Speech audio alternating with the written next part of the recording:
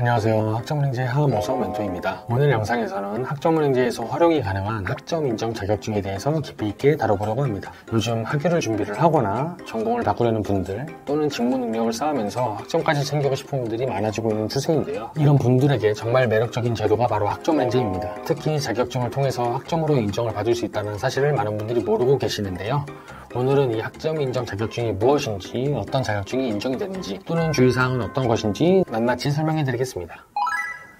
첫 번째로는 학점은행제와 자격증이 만나는 지점, 즉 학점은행제가 무엇이고 그리고 자격증이 어떻게 적용이 되는지부터 개념을 설명해 드리겠습니다. 학점은행제는 정규 대학을 다니지 않더라도 여러 형태의 학력 경험을 통해서 학점을 취득하고 이 학점들을 누적하여 전문학사 또는 학사학위까지 취득할 수 있게 되는 교육부 제도인데요. 정확히 말을 하자면 국가평생교육진흥원이 관할을 하고 있으며 학습자 등록, 학점인정 신청, 학위 신청의 절차로 운영이 되고 있습니다. 학점은행제와 자격증과의 연계에 대해서 알려드리겠습니다. 학점은행제에서는 국가기술 자격, 기타 국가 자격, 국가공인 민간 자격 등 이러한 자격들 중에서 일정 기준을 충족하는 자격에 대해서는 학점으로 인정을 해주고 있어요. 즉 보유하고 있는 자격증이나 새롭게 취득할 수 있는 자격증 한두 개만으로도 수십 학점을 확보할 수 있다는 의미가 되는 셈입니다. 그렇다면 왜 자격증을 취득을 해야 되냐 물어보시는 분들이 많습니다. 대학 수업이나 시간제 등록 등의 방식으로는 비용과 시간, 장소에 제약이 있을 수가 있습니다. 반면 자격증 시험은 시험 일정이나 준비 방식을 유연하게 선택할 수 있으며 직무 능력 향상과 스펙도 쌓을 수 있기 때문에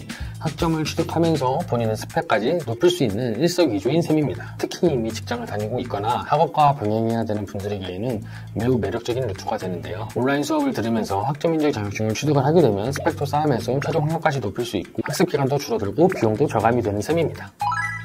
그렇다면 본인이 가지고 있는 자격증이나 새롭게 취득할 자격증이 있다고 하면 자격증으로 학점 인정을 받을 때 꼭 알아야 될 기준들이 있는데요. 이 부분을 놓치게 되면 학점 인정 신청을 하였는데 학점 인정이 불가능한 경우가 생기니 주의하시길 바랍니다. 인정 가능한 자격증의 종류에 대해서 먼저 알려드리겠습니다. 먼저 국가기술자격법에 따른 국가기술 자격이 인정이 대상이 됩니다. 예를 들어서 기사나 산업기사 등이 포함이 됩니다. 또한 개별 법령으로 인한 기타 국가 자격도 인정이 됩니다.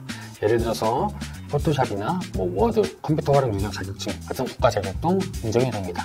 하지만 유효기간이 있으니 주의하셔야 됩니다. 그리고 국가공인 민간 자격증 중에서 대학의 학점과 동등하게 인정이 될 수 있는 수준을 갖춘 자격제도도 들어갑니다. 예를 들어서 CS 리더스나 매경 테스트, 테스트 같은 자격증들도 학점 인정이 가능합니다. 반면 인정되지 않는 자격증들도 있습니다. 의사나 약사, 한의사처럼 자격을 취득한 사람들, 자격 조건에서 대학 졸업 이상의 학력을 요구하는 자격은 원칙적으로 제외가 되는데요. 또는 시험 없이 단순히 교육 이수만으로 부여되는 자격증, 고등학교 수준의 교육만으로 취득이 가능한 자격증도 제외가 대상이 됩니다. 예를 들어서 사회복지사 2급이나 보육교사 2급 같은 경우에도 자격증으로 학점 인정이 불가능합니다. 인정 학점 및 제한에 대해서 알려드리겠습니다. 예를 들어서 온라인 수업을 들으면서 저는 보유하고 있는 자격증이 10개가 되는데요. 아니면 앞으로 두세 개의 자격증 취득을 하면 되는 걸까요? 라고 하시는 분들도 간혹가다 있습니다. 이 부분에 대해서 집중해서 잘 들어주시길 바랍니다. 자격증마다 최대 인정 학점이 정해져 있습니다. 예를 들어서 국가기술 자격증이면 기사급이면 최대 20학점까지 인정이 되며 학사학위 취득을 목표로 할 경우에는 자격증은 최대 3개, 전문학사는 최대 2개까지 인정이 된다는 제한이 있습니다. 다만 전공과 연계되지 않은 자격의 경우에는 하나로 제한이 되는데요. 예를 들어서 본인이 경영학사를 취득을 한다라고 할 경우에는 전공과 연계된 자격증 2개를 취득을 하고 전공과 연계되지 않은 자격증 하나만 인정이 된다는 얘기입니다. 또한 동일 직무 내에 여러 자격증을 취득하더라도 직무 번호가 동일하다면 한 개의 자격증에만 학점 인정을 해줍니다. 예를 들어서 내가 취득한 자격증이 2개지만 직무 번호가 02번으로 똑같을 경우에는 한 가지의 학점만 인정이 된다는 셈입니다.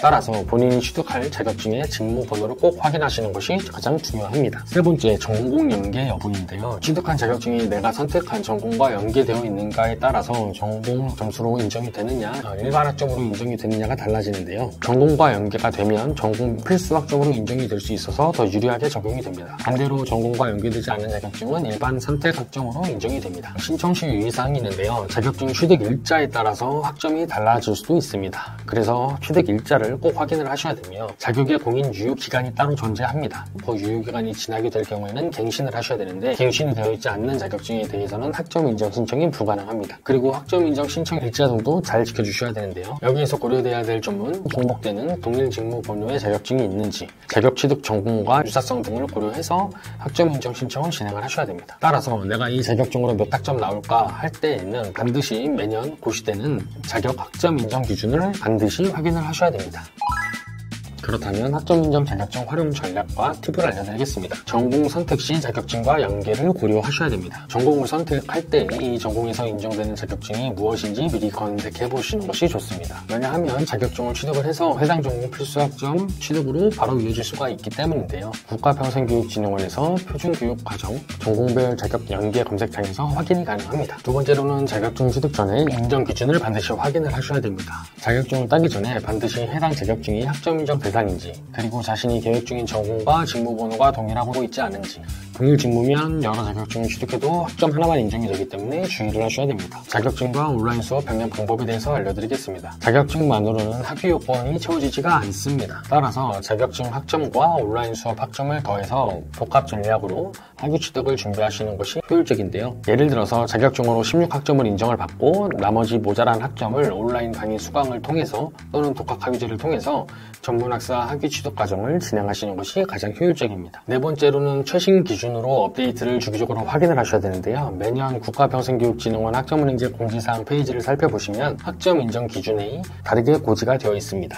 자격 명칭이 변경이 되거나 자격증이 통합이 되는 경우가 있는데요. 따라서 자격증을 취득하기 전이나 취득한 이후에 바로 학점 인정 신청이 하는 것이 가장 바람직합니다.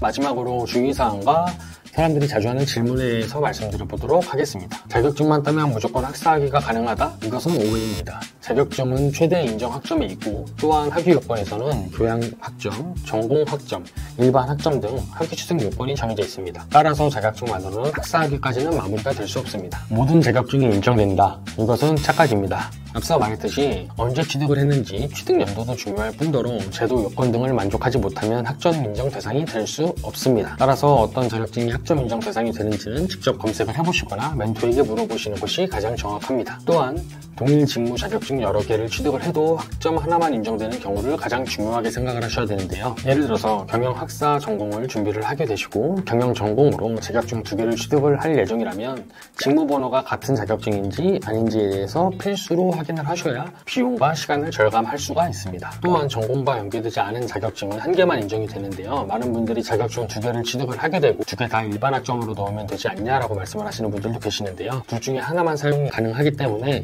이로 인해 계획했던 전공 요건을 충족하지 못하는 경우도 생기니까 이 부분도 주의하셔야 됩니다. 마지막으로 학점 인정 신청 시기도 중요한데요. 자격증을 취득을 한 후에 온라인 수업을 들으면서 본인이 자격증 취득을 한 거를 학점 인정 신청을 안 하게 될 경우에는 학위 신청이 불가능하기 때문에 1월, 4월, 7월, 10월 내에 자격증을 취득한 학점도 학점 인정 신청을 별도로 진행을 하셔야 됩니다. 오늘은 학점은행제에서 학점 인정 자격증이라는 키워드를 중심으로 해서 개념부터 활용 방법, 주의사항까지 다뤄보았는데요. 만약 지금 학위를 준비 중이거나 직무 능력 향상을 위해서 최종 학력을 높이고 있는 분들 또는 편입을 위해서 빠르게 학위 취득을 하려고 준비하시는 분들은 학점은행제라는 제도 자체가 좋은 기회가 될 수 있다고 생각을 합니다. 다만 기준과 조건을 잘 확인하시고 본인에게 딱 맞는 전공과 자격증 취득 전략을 세우는 것이 가장 핵심입니다. 오늘 영상을 보시고 추가적으로 궁금한 부분이 있으시면 상단의 네임카드나 댓글을 확인해서 언제든지 문의 주시면 친절하게 답변 드리겠습니다. 지금까지 시청해주셔서 감사합니다.